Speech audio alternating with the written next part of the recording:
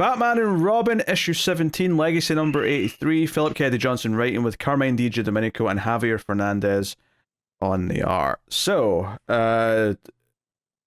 doing some interesting stuff here with the Memento Killer, which we've Memento Mori. Memento Mori, yes. Which we kind of last issue ended with, like, I think they're in Old Arkham last issue. Yes. And all of this, like, this dangerous, like, drug was getting pumped into everywhere. And Batman's, like, seeing stuff. He's seeing Memento. He's hearing the voice, all the rest of it. And he's adamant it's a ghost. Yeah. Or not a ghost. Like, and he's also that can't be real. The crash of an airship that happened in Gotham, right? Yeah, Zeppelin. Yeah, and so, like, it definitely makes me think of there's something up with this Gravedigger's Poppy. It's something more than just a normal fear toxin thing. I do find it a little bit weird, the characterization of Batman being like, no, this absolutely cannot be real. There's no way that's a ghost or a demon or a spirit, whatever. Like, there's no way, given all the stuff Batman deals. Like, the man is friends with a ghost. This is what we said back when they first started talking about this, is that the fact that he has friends with Zatanna and, like, all these other characters. So if you ignore that aspect of it, right? Yeah. But I still get here that he's like, no, Memento's gone. There's no way it's the same guy over time, because I'm choosing to read it as this is, like, again, he knows Ra's al Ghul has survived centuries and whatnot. But this tells me that he thinks the Memento case was solved back in England. Yeah, which is something. So there's no way that, this guy's back because of that. So that's how I'm reading it. The flashbacks also hint at that as we get more of them in this issue as well. The Zeppelin thing is interesting, though, or the entities, the ghosts, or whatever you want to call them, because Riddler at one point, or not Riddler, sorry, Scarecrow, Jonathan Crane, at one point says, yeah, shut the door, they're not manifestations, they can get in, don't let them in. Like, now that doesn't mean that they're necessarily really what they look like, but he's saying that there's physically something there that's going to try and get in. So that is an interesting little detail to note. The things that stick out to me about the flashback story with this French detective lady is that when she's with the young Bruce, she can catch that he's lying whenever he tries to, like, sort of make up a story about what his backstory is. And he eventually doesn't actually tell her the truth of, like, who he is. Like, he just avoids talking about it, basically, because she keeps just calling lies every time he tries to say something that isn't true. But when he eventually says, I'm doing this because someone has to, she's like, well, you believe that. And that's kind of like where that is. But that comes back up later because Damien says that in front of her. And she has, like, a little flashback. But what's interesting is I don't think she knows. I mean, maybe she finds out later. But right now, we don't know if she knows that Jack, quote unquote, is Bruce Wayne. We don't know if she knows that yet. Yeah, it's possible she has figured that out by the end of the flashbacks. Possibly, yeah. Yeah, but we don't know for sure. Or just that she sees a lot of this young Jack she remembers in Damien, right? I think the way, though, it uses, she says, on second thought, lead the way, Robin, in quotation marks, right after that, that line triggers her memory. It implies that she's probably worked out that Jack is probably Batman. Like, whether or not she's made the connection with Bruce Wayne is almost irrelevant. Yeah, no, my point there, Matt, was not that... Like, my point is simply that she is recognizing the person she knew in this kid, so that this kid is connected to Jack, and that would lead her to Jack being Batman, obviously. But I think that's where we're going with this. It depends, though. Like, does she remember what he looks like, and does she see Bruce Wayne and go, oh wait, that looks like you could be that guy I knew 20 years later, or whatever. Right. But I really thought they were setting up that their instructor, the teacher character, was going to be the killer. I thought they were doing a whole thing where, oh, he's here at this possible crime scene that we were going to stake out. Is that because he is actually the killer? Until the later flashback where, no, he's actually confronting the killer. So I'm not sure where they're going with that yet, but... No. And instead, they seem to be teasing more that the doctor that's mentoring Damien might be... Well, Bruce is convinced that he might be up to something. Yeah. Back to what Pete was talking about with Professor Bly, with the crime professor in England. Yes. Right? It almost suggests to me like he knows way more about Memento. And this almost here looks like he's trying to stop Memento from, exposing something, because the way he says, leave the boy alone, I'm the one who found you, not him, he wasn't meant to see. So it's almost like they made some kind of bargain, right? It's almost like if you see him for real, like, that's it, you get haunted by him, he's going to come back and get you later. Maybe less of a bargain and more just so that, like, he didn't want to get anyone else involved. He's like, no, this has to be my personal crusade. No one else should get involved for whatever the reason is. I think that makes some sense. The whole thing with Batman being instantly suspicious that Damien's starting to grow really attached to this doctor character who's like giving him advice and stuff. Like his instinct is like, hey, this is suspicious. Damien's starting to like this guy. He must be malicious. Oracle, check if he's got any connection to Ra's al Ghul. This is clearly the mother's side of the family. Try to like get their word in and make him not trust me.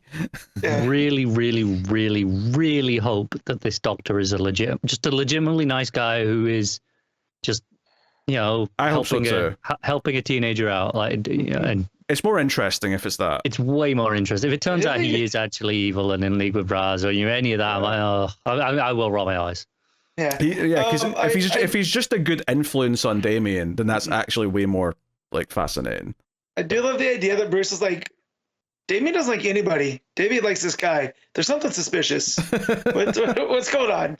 You know. So no, I do think though the whole tie back to that Thomas was a doctor, so this kind of care is within Damien.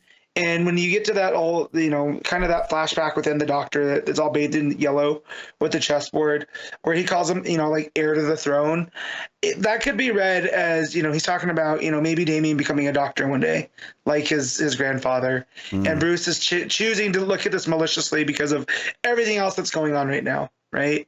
With the whole Memento, because I feel like the stuff with Memento is affecting him on that psychological level, almost like it's a manifestation of trauma. And he can't trust anything, right? So this is going to be a thing where he thinks it's somebody to do with Al Ghul, but it's just like Connor said, a doctor who's nice to this teenage boy. Yeah, I hope that they go on a more grounded path with this, and it's just Batman's paranoia, maybe aided with the drug that he's now ingested. You know, causing him to jump to wild conclusions. I mean, Damien ends up saving Batman's ass because it's you know, he gets the little buzzer on his watch and comes in and saves him during all the stuff going down at Arkham with Batman starting to lose his mind as the place is on fire and whatnot. So because they do a whole thing here. Actually, one of the things that really told me that the teacher, the professor, was going to be the killer is that when Batman's like in the car with Damien and Damien's like trying to give him an injection to keep him alive or whatever, the panels of like the professor turning around and looking back at Bruce, and then the panel at the bottom of the page of the killer saying you weren't meant to see, they're the same pose. So the art was almost directly like leading me to think these are the same two people. And it could be that Batman thinks that it's him, right? Because of this. Yeah, it could be. Yeah. And that he's never had closure on it. So, you know, once he does find out who Memento is, but as of right now, the leader in the clubhouse is Professor Bly, at least to Bruce. And maybe that's why he's also like, it can't be, because we'll find out something else about the professor, like he died or whatever here. But no, definitely that's definitely what this page suggests. Yeah, and then when Batman wakes up a day later, Damien is kind of coming to this like a series of like sort of revelations of like, hey, are all these weirdos that are in Gotham just here because you started doing your thing, and are we the cause and effect? Are we just making things worse by being Batman and Robin? It sounds like Grandfather was doing a lot more useful things for Gotham just by being a good doctor. You know, there's an implication here in the art that, you know, he's kind of talking about Alfred and all the other people they've lost like during their time as Batman and Robin. And yeah, they're not in the best of terms. Robin goes off to answer the bat signal and basically tells you, the one thing I inherited from your father is disobedience, so I don't care what you tell me, I'm going to go answer the bat signal. Now stay home, shut up, and look after yourself. Yeah. Which I still love the preamble to that, where he's like, is this what other families are like? You know, like he goes, there's nothing in here about downproofing or unarmed sword defense or poison immunity tests, you know. So, and then it ends with him, you know, telling him to stay there and whatever. So completely normal. Yeah, I kind of like the idea as well that Damien might have even inherited a little bit Alfred as well now. Like by this point, where there's a little bit of the way he talks back to Brooks, sometimes having a little bit of that sassy Alfredness in him. The sassy Alfred. Yeah. I could see that. So I mean, obviously, Gordon and was it Latroc? What was the name? Latroc. Yeah. Are very surprised to see a kid, and she's not particularly thrilled about a kid being involved until, of course, you know, he goes full Damien and says, you know, someone has to, and that's when she has a little flashback moment, and it's like, yeah, lead the way, Robin. The issue is building up though. Batman's off to go deal with the gang war between Penguin and Tiger Shark, and Oracle's like, hey, you're in no condition to do this yourself. I've called them back up. And it's Red Hood, Connor's favorite. Connor's finally back on the show, and Red Hood's in an issue. Look at that. Like, look, we've gone other directions with Jason Todd. We don't hate him automatically. I was a bit disappointed this is who it turned to be. You know. So I don't know who I thought it was gonna be, but I didn't think Red Hood. But it could have been literally anyone. Yeah. Yes. Also, pick the katana or the crowbar, bud. And you don't need both. Yes. In mid-jump as well. Well, that doesn't seem very safe. Looking forward to his new solo series, Red Hood and the Outhouse, where it's Red Hood fixing up shitters, because that's where he belongs. Okay, so it turns out only me has an appreciation of Jason Todd. I'm just messing up. It's a work, Matt. It's fine. I have PTSD. Yes. It's not my fault. Yes. Yeah, I mean, this has been an interesting arc. I think it's gotten more engaging and enjoyable as it's went along.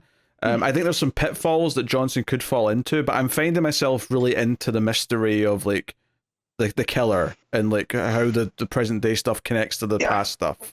Now, I'm really enjoying it. It has a vibe, right? It has a tone that it knows what it wants to be, and it feels distinct, and like it justifies having a separate Batman and Robin book as opposed to just being another Bat book, like because it feels different. And I think it's interesting as well that he's went out of his way to make it feel like Batman and Robin, for a lot of the issue, have their own thing going on. It's not just like they're always together. It's like, no, Robin's got his own thing. He feels guilty about that girl getting hurt, and he's like there at the hospital. Yeah. You know, it really is treating Damien like the co-lead, where sometimes I feel like this book doesn't. It feels like Batman with Robin. They do feel equal, which is nice. I think sometimes it goes too far the other way, where it feels like, well, Robin doesn't have a book, so this is a Robin book, and then there's some Batman on the side. Yeah. This is giving them both character progression. Now, how soon into the run do we find out that Memento is one of the old gods, or a piece of, because this is what Johnson's given us and all of his other. Oh, you mean Olgren? Yeah, it's a piece of Olgren. One of them's Olgren. He's like Olgren's amygdala or something, One day, this is all going to spin back to that Black Label fantasy book that he did that is like been wiped from existence. Like it's completely out of print. They didn't put it on DC Universe. It's just nowhere. Like they don't acknowledge it. Was that The Last God? Was that what that called too? Yeah. That was very good. He went from the first god, or the last god, to the first god, to Olgren, and he's just seeding his ideas through here, Which again, do it, because I love this stuff. Like, I'm here. Yeah, me too. Philip Kennedy Johnson's an instant read, and I do love that this is a vibe in Gotham. Like, it definitely feels like gritty and a bit scary at points, which is, with all the things that we've seen happen in Gotham, to make it feel, like that. There's that sense of suspense. Pretty good stuff. Yeah, I really like using Another Eyes for the flashbacks. It's a complementary style, but still different enough that it like really works. It's been very consistent with that as well throughout the 4 issues of this run so far. Maybe 3. It's 4? I thought this was 3. 3 or 4. I don't know, something in that range. Pretty good. It's pretty good. It's interesting. It's a little bit different.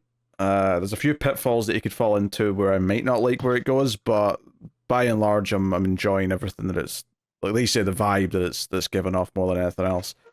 So, Matt, what are you giving Batman and Robin? 8.5. Connor. I'm going to knock half a point off for bringing in Red Hood at the end. So with that in mind, 7.5. I think I'll go with a nice healthy straight 8 out of 10 on this one.